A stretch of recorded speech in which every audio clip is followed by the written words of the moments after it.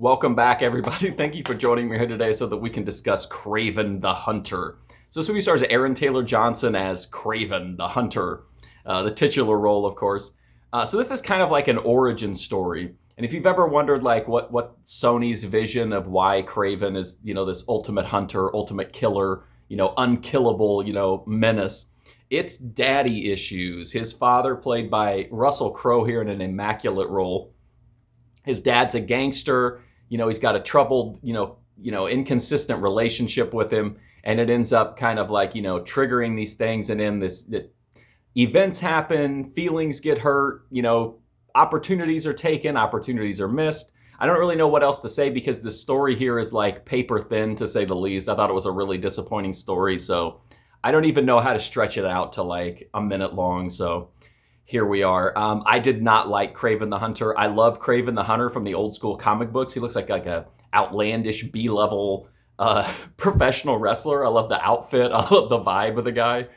This isn't it. This is so serious, and it's like, I don't know.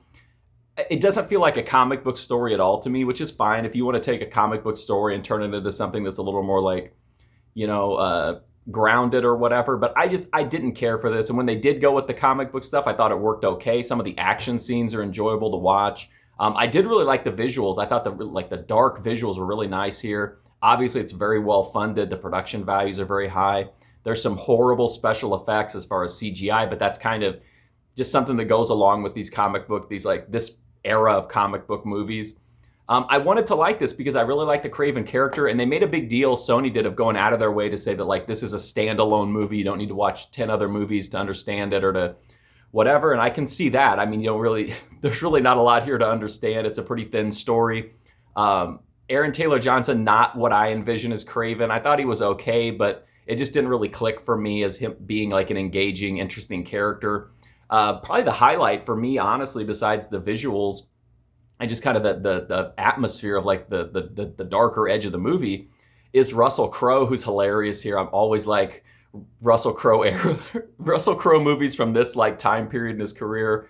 I thought he was fun to watch. Otherwise, I found Kraven to be, for the most part, just kind of like, it's not even that it's bad. It's just the same. It's just a generic, overly serious comic book movie, and that's not what I'm personally looking for out of a comic book story, especially one like Kraven that has could do so much more with it. But anyway, that's my review for Kraven the Hunter. If you want to check out more, I've got a full playlist right here on YouTube. But until then, thanks for watching this one, and hopefully I'll see you soon.